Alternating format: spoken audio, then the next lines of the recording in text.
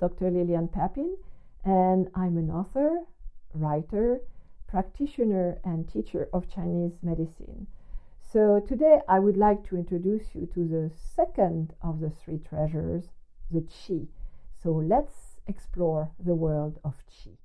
Let's first for qi, just like we did for jing, because we always can gather some interesting information from the characters. So as you see, it's a character that means rice and grain, and the other character above means vapor from water. So just like with the jing, we have this image of refinement and an energy that comes from matter. So let's say that qi, which is the second treasure of the three, has this more subtle, more active energy, or maybe lighter energy than the jing that was a bit more substantial, if you remember in the first presentation. So the translations for qi is probably the name that out of the three treasures people are the most familiar with. And always with characters, the beauty of them is that they are really multi-dimensional, and you can have many meanings derived from them. So keep in mind that whatever we say, whatever we translate qi with, correct and at the same time not quite correct, because it's only a part of it. So air, oxygen, is very down to earth, let's say. And I had a aha moment in China when along the street I saw some small cardboard, the character for qi on them. And basically I quickly learned what these were places where you could stop when your bicycle had flat tires, which happened quite a lot at the time because the tires were not very good quality. So basically you stopped and you put qi back into your bicycle tire. So meaning it's not, as mystical sometimes as we think of it. It's in China or in the East, qi is very real and not always the mystic that we tend to make it in the West. So therefore, it also means very simply breath. We breathe qi and we let out qi. All right, so that's air, oxygen, breath. Now, what we are probably a bit more familiar with is the concept of energy. So, which is a good translation for qi. But again, energy, it's like qi can go in so many directions. It can be really basic and material, and can go into the etheric and spiritual understanding. So energy is kind of in between. We work with energy. So what that means also is life force, vital force, and simply life. Everything that's alive has qi. All right? Even a stone has qi, a much slower vibration certainly than human beings, but it's in transformation. It also means now we get into interesting fields in more modern understanding and physics, especially energetic field. Or we could say also electricity is a good translation for qi. Radioactive emanations would be another translation for qi. So as you can see, it's a very, very wide concept, and we cannot put it too much into a narrow hole. It's not just air, it's not just oxygen, but it's not either just energy. It's all of it. So, of course, when we talk about the body and we need to know the way, because that's the instrument we work with. And if we just into its general meaning, it's very hard to know where to start or what to do. So in terms of qi, here is what we find in the classics of Oriental medicine. Number one, the commander of qi is lung, and we'll come back to that later. Any function of organs is a manifestation of the qi of that organ. So whenever an organ is weak, you can say its qi is weak, and an organ depends on its qi too. So we would talk about bladder qi, heart qi, lung qi, spleen qi. Every organ, because of its movement, because of its life, works with qi and needs qi to work. In the classics, we find also the concept of pathogenic qi, which would translate in our Western words as virus, bacteria. Sometimes you find the word evil qi or translation evil qi, which I avoid because, of course, then, it gets a little bit too, I'd say, moral or superstitious sometimes. So pathogenic qi would be a better translation today. And true qi. True qi is basically our ability, our life qi, the one that enables us to resist the pathogenic qi. Meaning, for example, when there is a flu virus, sometimes you say, everybody had the flu, I caught it too. Well, that's only half of the equation, because if the virus was the cause, then everybody would have it at the same time, which is not the case. So a lot depends on our true qi and its strengths. Another word in Western medicine would be immune system. But again, it's even a little bit more than that. We know, for example, stress is a factor, and sometimes imagination can be a factor, or imaging can be a factor. So true qi is everything that contributes to our life and strengths.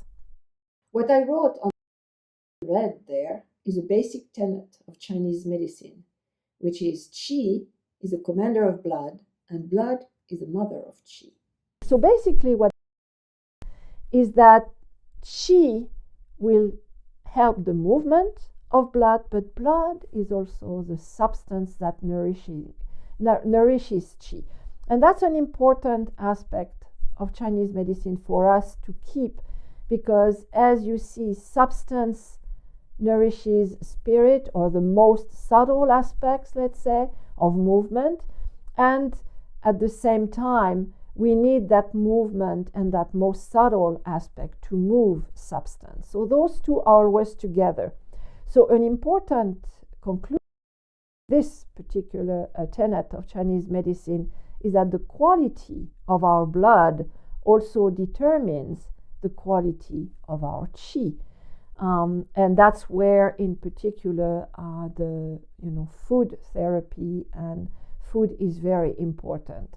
Actually, it's a bit sad that today, in the modern world of Chinese medicine, a bit like what happened in Western medicine, we tend to forget the importance of food.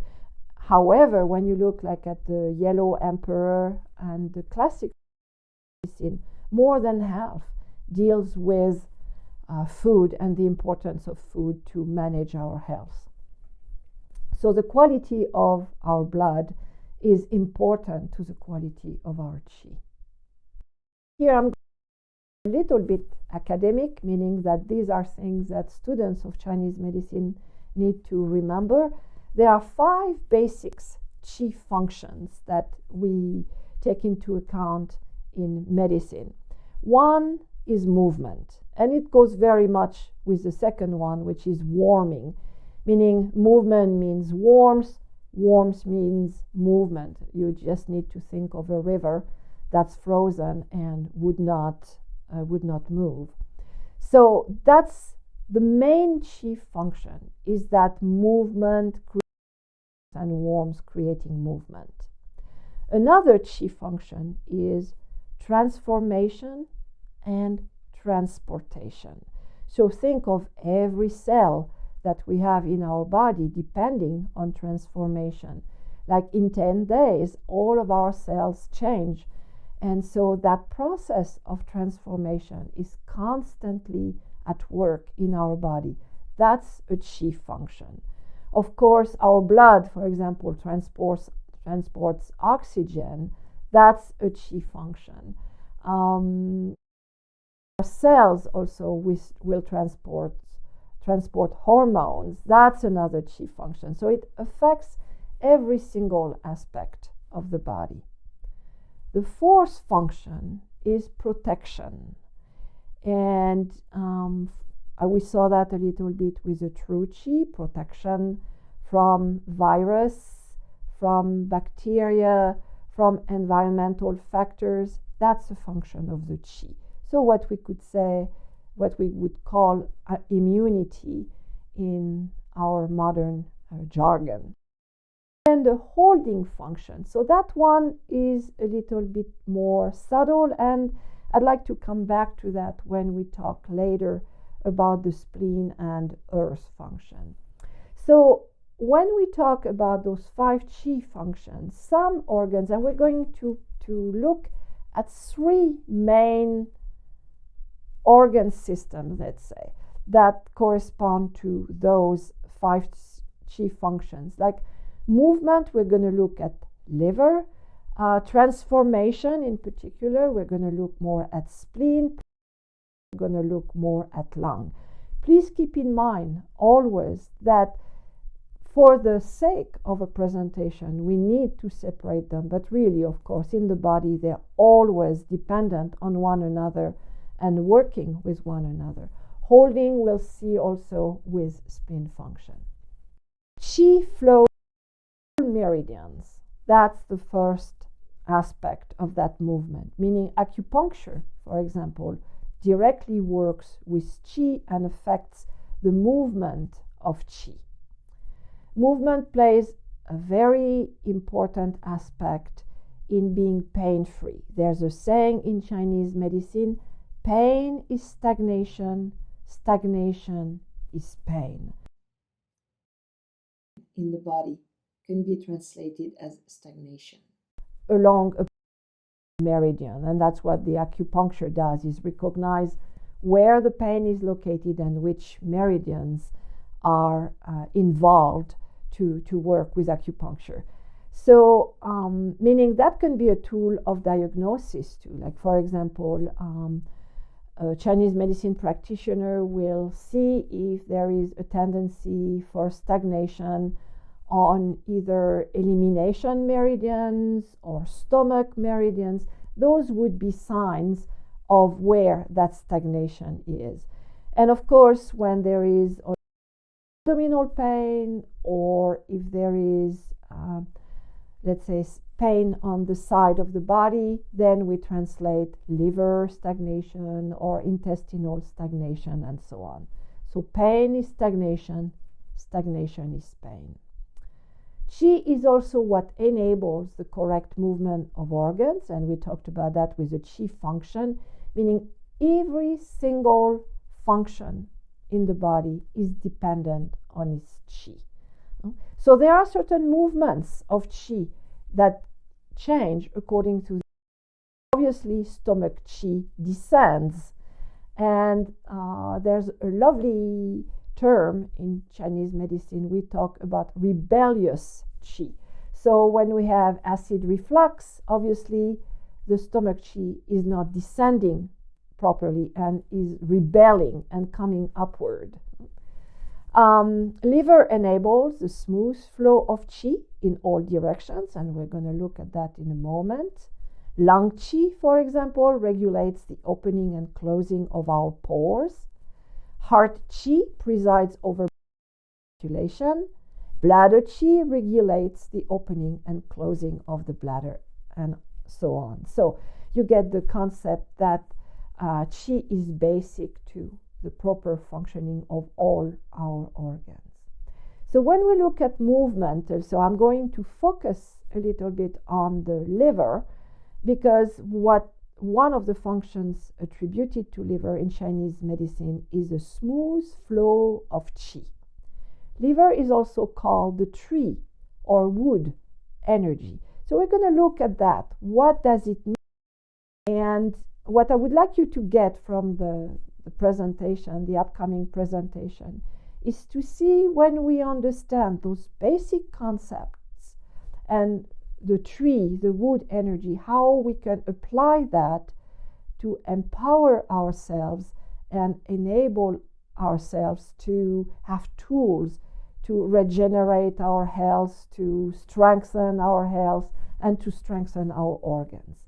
So let's look first at movement as it's related to liver energy. So here is what liver and gallbladder are associated with in Chinese medicine. So I put this beautiful picture of a tree to show something I think we all feel, that kind of symbiosis that we have as human beings with the tree. So just like with the kidney energy and the jing that we saw in the first part, there's a season related to the tree energy, and not surprisingly, it's spring energy. And we can widen this concept to the beginning, like the beginning of the day, for example, or the morning will be strongly influenced by liver qi. Okay, the end of the day, the night will be more influenced by kidney qi. The color associated to liver is also not surprisingly green. The movement, the tree movement or liver gallbladder movement, is upward growth and outward. Basically, this is what the tree does, going up from the root and with the branches outward. The taste associated to liver gallbladder is sour. We say that the liver opens into the eyes. Remember, we had said the kidney open into the ears. It controls the nerves, the joints, and the tendons. Flourishes into the nails. So please bear with me, just take note of all of that. We'll come back of those details in a bit, a little bit later and in more detail. So the time of day that corresponds to liver is 1 to 3 in the morning, and like I said, morning generally, or beginnings. Function, according to Chinese medicine, it stores blood and essences, which we could say it's its yin aspect, and it's responsible for the smooth flow of qi in all the body. That's its yang aspect.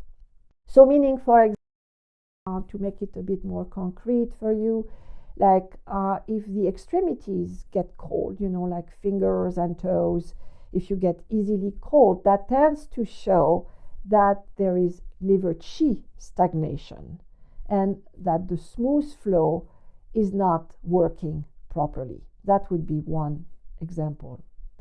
Positive emotions that go with those aspects of the liver are growth, the ability to grow, optimism, creativity, planning. Planning is required strong liver functions, courage, patience, kindness, generosity and giving. Think about vegetation and trees, how they generously give all their fruit, and social outreach, branching out basically. Negative emotions, stagnation, depression, difficulty moving forward, moving too much. So that can be a tool of diagnosis. When somebody comes into my office and fidgeting and not able to keep right away, I think, okay, the liver is agitated. Impatience, anger are, you can say, manifestations of liver energy that's overactive. And of course, in the extreme, aggressiveness and cruelty can be manifestations of stuck or overactive liver energy. The secretion that corresponds to liver is tears. The pathogen is wind. The cooking style that strengthens liver is steaming, sprouting, fermenting, all of this upward type of activity like fermentation. And wind is a pathogen. It's both aspects, meaning without wind, of course, there's no movement. Like vegetation needs wind in order to circulate and communicate. However, wind can easily get out of control and can become destructive. And strong wind is both a manifestation of imbalance liver energy. So let me give you an example. In Chinese medicine, whatever has to do with excess movement, like Parkinson's, multiple sclerosis, we call that liver wind. All that movement, in controlled movement, is called a manifestation of wind. And by the same token, we know, for example, in France, in Provence, that when the Mistral, that very strong wind, blows in southern France, many people go crazy. So wind tends to agitate liver. So in the spring, that is a very windy season, you can see that people, I know at that time in my office, and I'm not the only one to notice, that it's usually a time of when emotions get stirred up, anger, conflicts with people, spouses having conflict, and so on. And every year I notice that, that increase in very volatile emotions when the spring comes. The spirit of the liver, it's said in Chinese medicine model that it houses the Hun, which is often translated as ethereal soul, and is described as the soul that goes back to heaven when the body goes back to earth.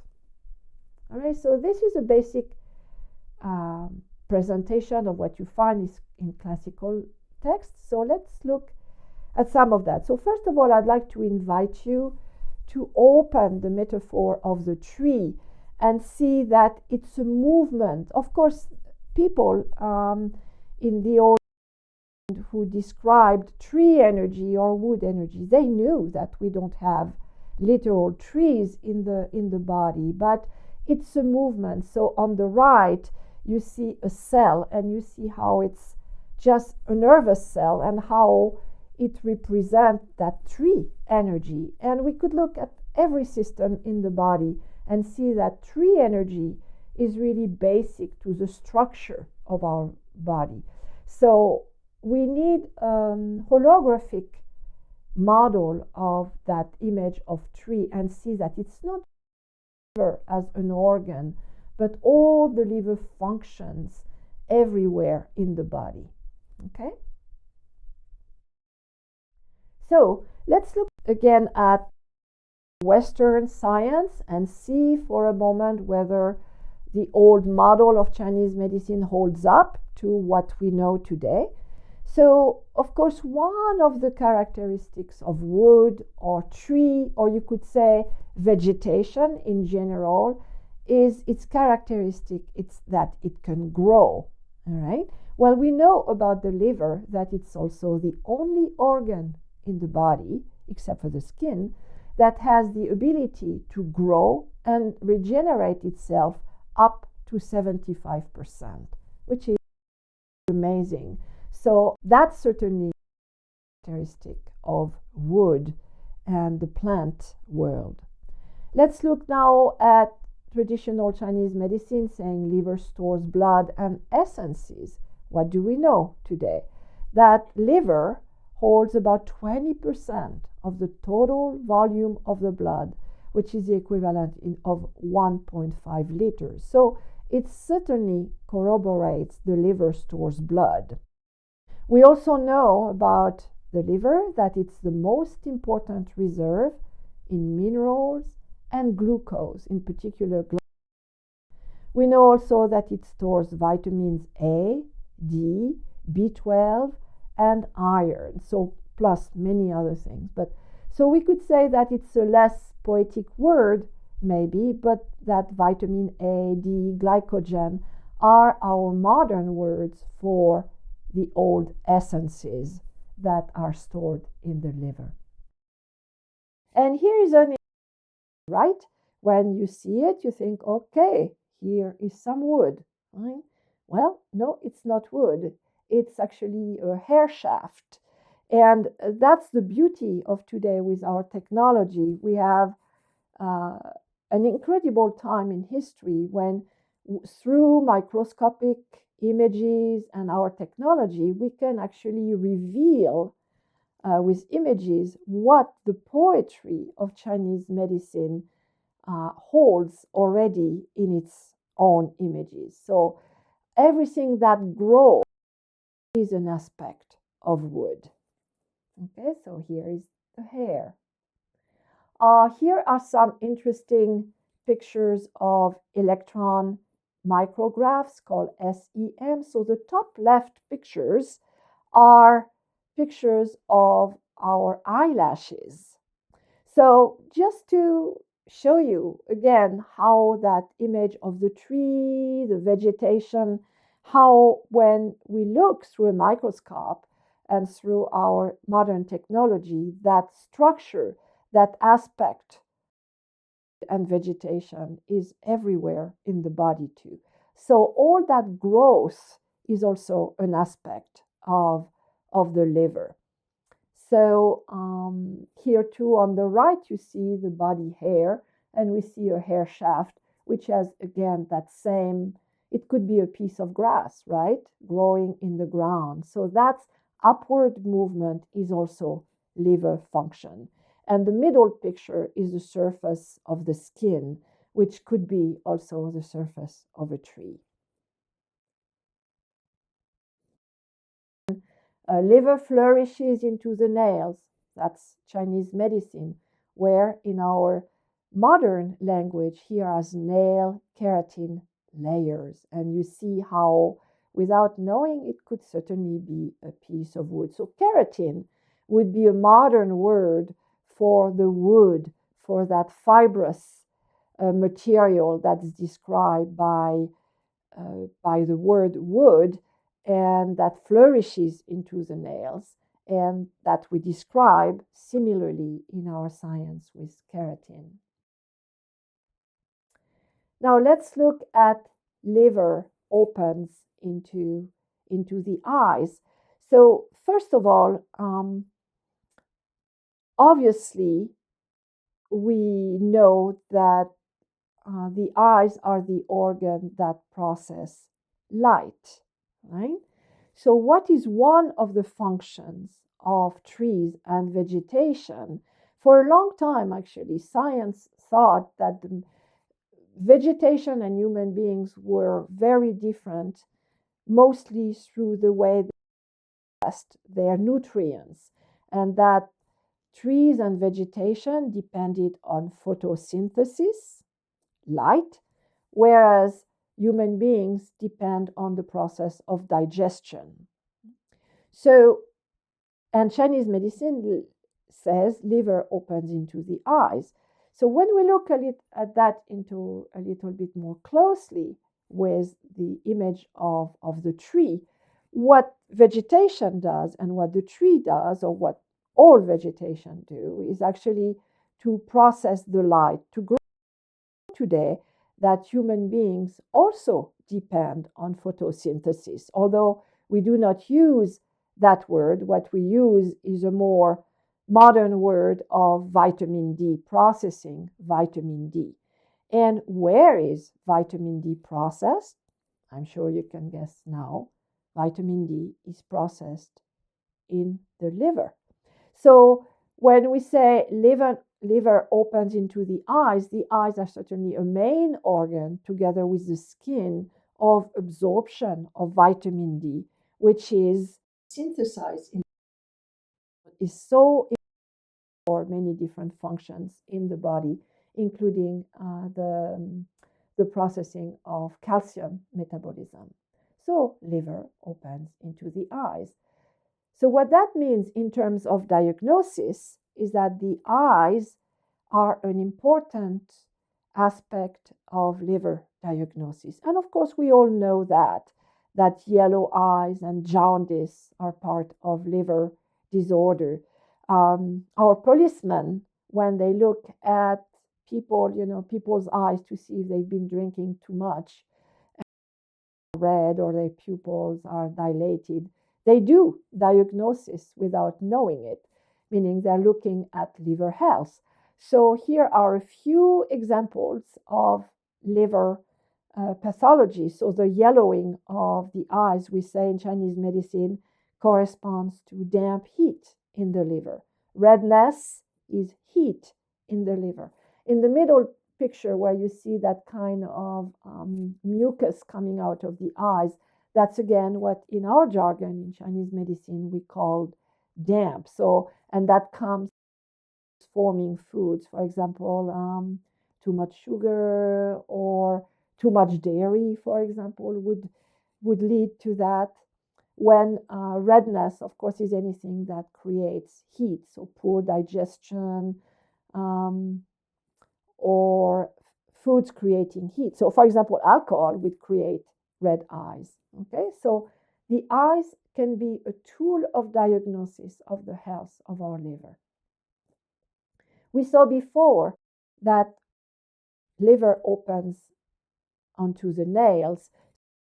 Nails too are an important aspect of liver diagnosis. So here are a few. So for example, on the left, you see more that dampness, that kind of mold and fungus type. The yellowing would be, toxicity in the liver.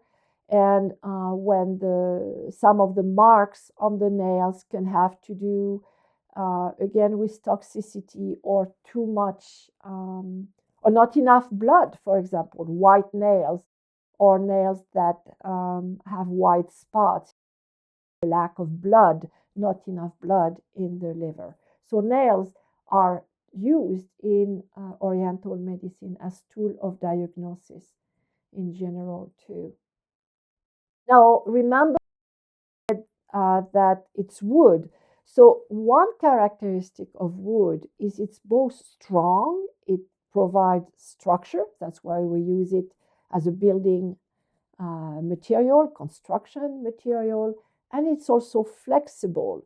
So that's an aspect of wood. So meaning our own flexibility of body is a reflection of the health of our liver. So when there are, joints that become that show lack of flexibility, or like, for example, the frozen shoulder, 50 years old, that's so common.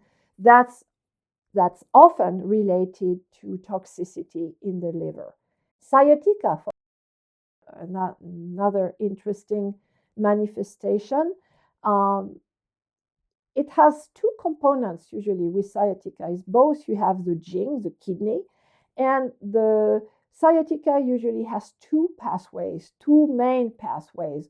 It goes down from the back, down the bladder meridian in the back, or on the side along the gallbladder meridian. So here is the gallbladder meridian, and that's a typical pathway of sciatica. So when the herbs that Chinese medicine uses for sciatica are herbs that will work on both the kidney and the liver and gallbladder and free the pathways.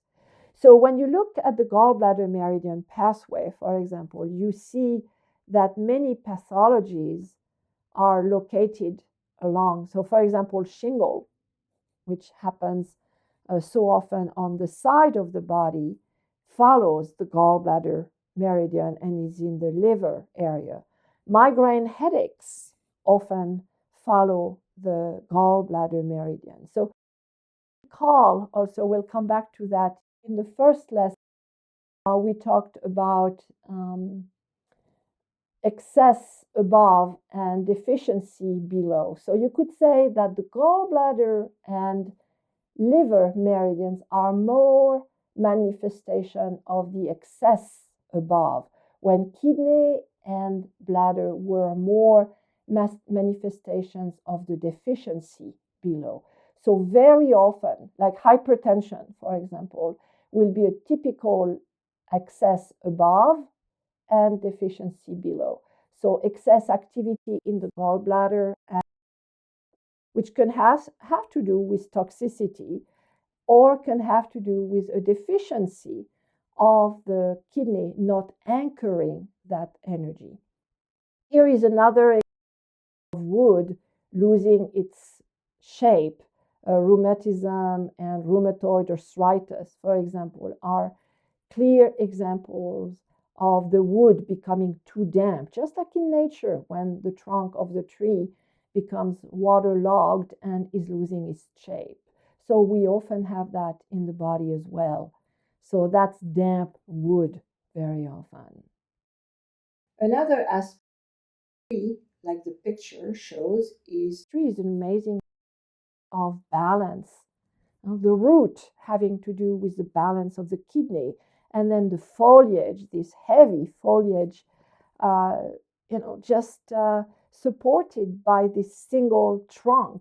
So, and in yoga, we talk about the tree pose like we have in the middle. So, balance also, and especially emotional balance. When we talk about liver, it's physical, certainly, with just like with the kidney, but also emotional balance.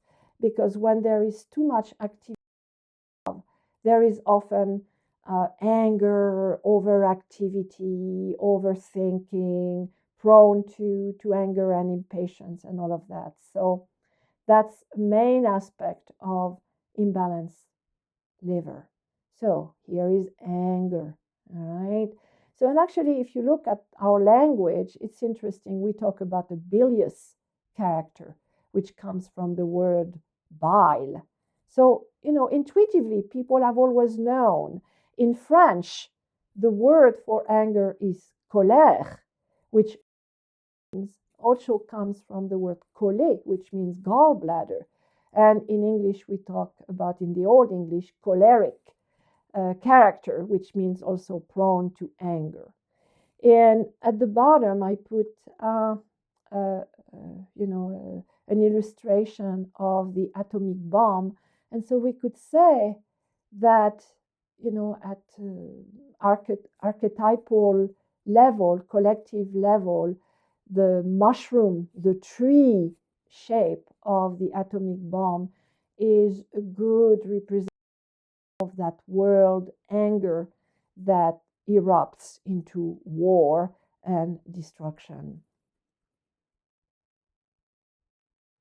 Now, when anger is repressed, as we know in psychology, it often leads to depression, and depression is a major modern problem. And here are a few pictures from magazines that show that even children today are sometimes, unfortunately, treated with antidepressants so early, and it affects every segment of the population: children, men, women, elderly people. So that's a major manifestation of liver imbalance in the world today. Another aspect of liver that we need to remember is that it stores cholesterol, and cholesterol is not only bad. We sometimes focus on the bad cholesterol, but if we did not have cholesterol in our body, we would basically be a puddle of water on the floor. We need that fat to give structure, that wood structure to the body. And so if you see on the top right table, it shows that from the liver and from the cholesterol that is manufactured in the liver and stored in the gallbladder come all of our steroid hormones, all of our sex hormone, estrogen, testosterone, progesterone. And so the whole endocrine system, the health of our hormones and the health of our of our endocrine system in general is also dependent on liver health. So I'm saying that because often hormones, as if they had a will of their own, but obviously they are anchored in the body. So taking care of liver health is a major factor, and one could say maybe the first thing to do in order to reestablish hormonal balance. And here is what happens to a liver that loses its flexibility. These are cases of cirrhosis of the liver, and you see how it becomes like a piece of coal, basically, of a piece of wood, hardened wood, compared to a healthy liver. So loss of flexibility, not only in the joints, but in the organs. So to summarize, liver pathology and symptoms, what would be some of the elements of diagnosis of liver imbalance? So all nervous system disorders reflect an imbalance in the liver. Actually, we could say that one of the modern words that would correlate of liver system in Chinese medicine would be nervous system. Any blood sugar disorders, hypoglycemia, or diabetes are also related to liver health because liver stores glycogen. Mood disorders, mental diseases are part of liver disorder. Neurological diseases, so I mentioned earlier Parkinson's, multiple sclerosis, arthritis, rheumatoid arthritis, skin disorders and diseases, in particular skin. We call that the wind on the skin, that kind of movement, crawling on the skin. Anything that itches is, in Chinese medicine, a sign of liver overactivity. Infertility, impotence have a liver component. Now, if you remember in the Jing, we had talked about that, about infertility and impotence as part of our Jing. Here is a little bit different. This is more like the type of infertility or impotence that's often to emotional aspects. Like, for example, you have some women who are coming for treatment for infertility and they're very nervous. They want so much to get pregnant and they can't. And then finally they give up and they decide to adopt a child. And then as soon as they adopt the child, suddenly they get fertile and they have their own child. So that's more of, that nervous energy that blocks, that stagnates the energy, when Jing has more to do with energy. Same thing with impotence. For example, that would be the kind of impotence linked to overwork or to, conflict, interfering with sexuality. So it's not, you could say, maybe as deep or as constitutional as the type of infertility or impotence linked to the Jing. Migraines and headaches, we saw that. That's a big one in terms of liver gallbladder. Insomnia, too much activity above, to do with toxic liver. For example, people who have a hangover are very familiar with waking up around 2 or 3 in the morning during liver time. So, of course, when people complain of insomnia, one of the first questions we ask in Chinese medicine is, what time do you wake up? And when people, which is a great majority of people, say between 1 and 3, we know that's liver time. Or sometimes 11 and 1, that's more gallbladder time. And these are certainly a great majority of insomnia. Tumors and abnormal growth, it's that growth function of the liver that's out of control.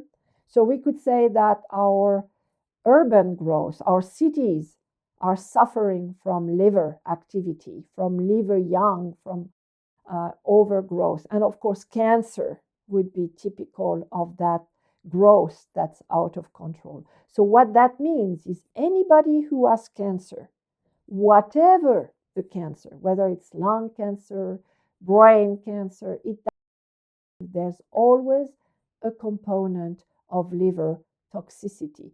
So it's always a good first step, whatever the cancer is, to start with cleansing the liver or doing it together as part of the treatment, because abnormal growth shows that their hyper liver activity, or you could say over acidic condition. Remember, the acid taste or sour taste is part of liver. So over acidity is a major cause of cancer too. Is obviously related to liver disorder. So are hepatitis, cirrhosis of the liver, and liver cancer. So let's look now at liver health and what we can do so that we can have some optimism in terms of what we can do to regenerate the liver. The good news is liver is a very friendly organ because it can, just like trees, it can regrow. So meaning it's an organ that will respond very quickly to good treatment, is very responsive to our emotions, very responsive one way or the other, whether it's a negative or whether it's in the positive. So that's the good, that if you take care of your liver will get happy very quickly. So first of all, the good emotions to cultivate, to encourage liver is courage, patience, and perseverance. So a good image is the image of the growth in spring. You know, that little crocus, that little flower that wants so much to come to light, that it will go through snow and the hardest pavement and crack it open.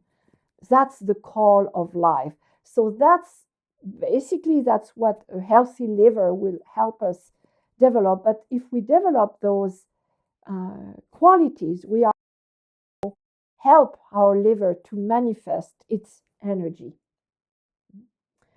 Anything that encourages flexibility and relaxation. So here is that little baby, no doubt at that point, super liver, right?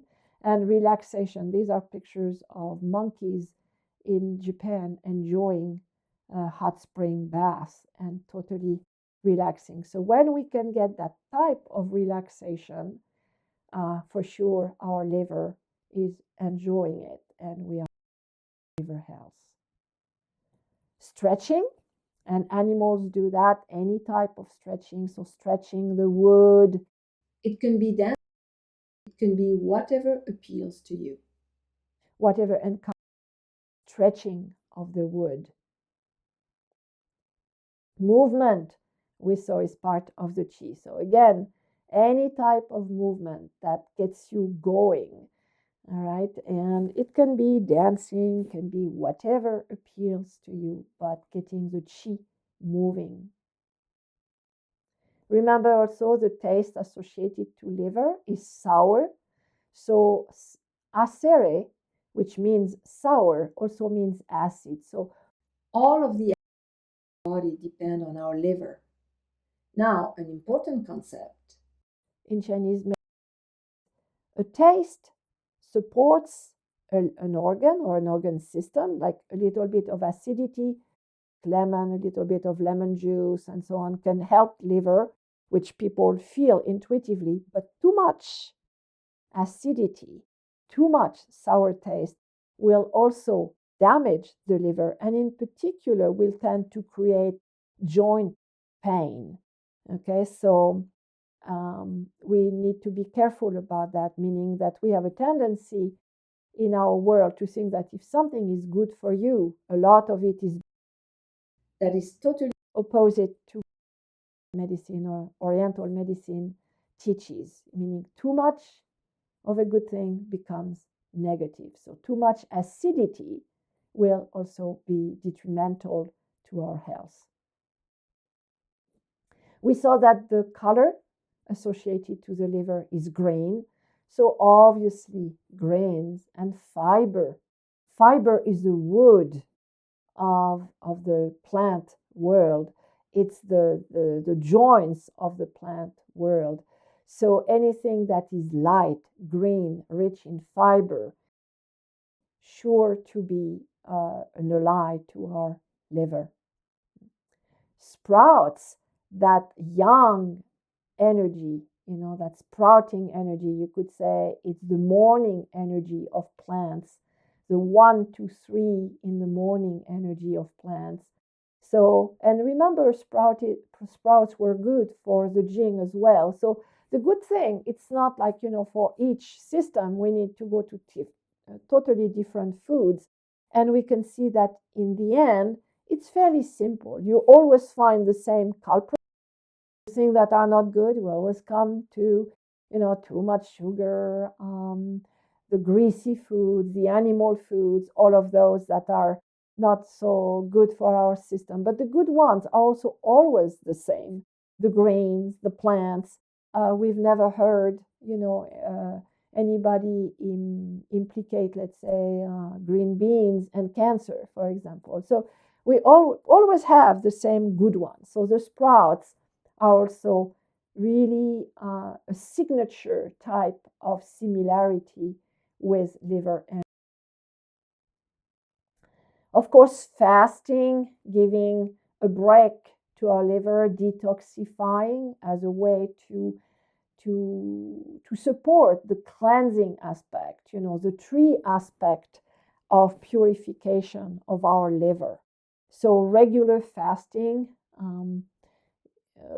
a couple of times a year, for example, in the spring or in the fall, these are really good ways of cleansing the liver.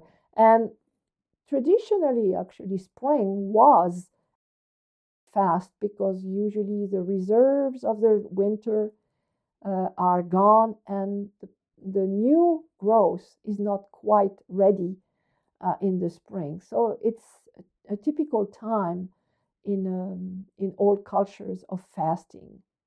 Green juices, of course, are great allies to the liver. So is wheatgrass, so is chlorophyll. So I think you can get the idea of that vegetation of the green as supports of the liver, the three functions of the liver. So you can work on imagination or with your own relationship to trees to draw conclusions about what would be good support of your liver, because your liver is your very own tree, your very own garden, and your very own purifying system. We talked about fermenting as an energy also that corresponds to that growth of liver. So obviously, the sour taste of fermented foods are supportive of as well. So sauerkraut is one of them, but any of them, the pickles would be all good energy for the liver. In the same family, and I think again you understand the principle that you can open that window to understand what is supportive of liver. Watercress is a beautiful plant for that because it grows in the water, so it has both that yin cleansing, great for the kidney, and green, of course, that young tender that's so good for the liver. Mustard greens would be there. Turmeric, which is a great detoxifying condiment, is a great ally to the liver. Fennel, rosemary, chamomile, very simple little plant that we can enjoy in infusion, is so great to relax the liver.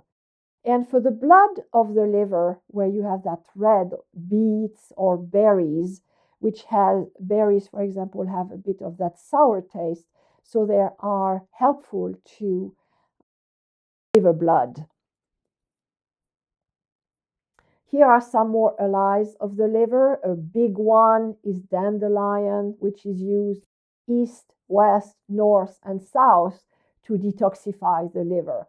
it's a very powerful plant. And so it has some antibiotic effects. So you find that in Chinese medicine too, for high fever, for hepatitis, you would use dandelion as part of formula. So it's a great plant to use spring, for example, to help cleanse the liver. Nettles, plantain, all these green plants are also good ones to add to your diet and to make teas and infusions with, especially in the spring. Mint is another big ally of the liver. It's cooling, and the liver, if you remember, the kidney tend to suffer from cold. Well, the liver tends to overheat very easily. So mint is a nice cooling liver plant. So you find mint actually in many formulas in Chinese medicine to soothe the liver or to help liver qi stagnation. So putting a leaf or two of mint with a drop or two of lemon in the spring, for example, to decongestion the liver during a time of either semi-fasting or a time of fast would be a good way of cleansing the liver. Another one that we use in the West that's a very good liver cleanser is milk thistle. Any of those can be your allies. We find here also the sea vegetables, which we already covered for the Jing. They are the trees of the ocean, right? They have the chlorophyll, they detoxify water, so they are good for the water element and water aspect of the Jing, and they're good for the liver aspect and detoxifying aspect of our liver energy. And today they're very readily available in the order. These are part of everyday food, and it's unfortunate that in the West we have lost our connection. Like if you look at old cookbooks, 19th century cookbooks, for example, you find sea vegetable recipes in Boston cookbooks. In Brittany, there is a long tradition of using sea vegetables. So, and it used to be a staple of exchange for, more inland people. So there are areas that are notoriously deficient in iodine, for example, around the Great Lakes, because of a lack in the soil and because of not using sea vegetables enough in every. Let's reintroduce sea vegetables, and they're very friendly. Try recipes, be adventurous with them, and just use them. There are many, many ways to use them. An easy way is, of course, the Japanese way of using the nori sheets. And you don't have to make, beautiful nori rolls. You can just eat a sheet of nori a day, for example, to help the detoxifying function of the liver. Some other plants that are a little bit more for those of you who want to dabble in herbology. Xandra, remember we saw it again in the part of on the Jing as a plant that helps replenish the fluids and help the function of the tree to cool the atmosphere, to provide shade. So Schisandra is a nice humidifying and replenishing the water tables. Gentian, biplurum, goji berries again are traditional allies to the liver. Especially mention the last one, the gold coin grass, Lysimachia, which is a very good herb to help these stones. And today, our gallbladder collectively are so weak that gallbladder surgery is becoming the number one surgery in Western countries. And they literally explode from what is called sand or stones, and of course also kidney stones. So gold coin grass, it's a good one, I think, to use every spring for a while to regenerate that liver energy and that gallbladder energy. And certainly, if you know or if you suspect of pain, in the lower back, or pain on the side of the body, that you might have gallstones or kidney stones, this is a beautiful herb to use to help dissolve and evacuate those stones and cleanse the gallbladder and the kidney. Liver loves simplicity, live food, everything that's rich in chlorophyll, rich in qi. Remember, liver, the smooth flow of qi. So what does not agree with liver energy is anything that's too heavy. And I'd like to mention that includes even heavy good foods. It's like sometimes we think, oh, healthy foods, I can eat lots of them. Well, no, always moderation. And so that lightness that gives, bright light and live food is an ally of the liver. So always that simplicity and aliveness. Of course, sunshine, fresh air, good water are important to the health of our tree, inner tree, as well as outer tree. So that means walks in nature, walking by waterfalls, all of that is very beneficial to liver health. Movement, the smooth flow of qi as liver energy. And our liver, a healthy liver, what it will give us, what the gift of liver is our vision. And its vision, remember, liver opens into the eyes. It's not only our physical vision, of course, that's an important aspect.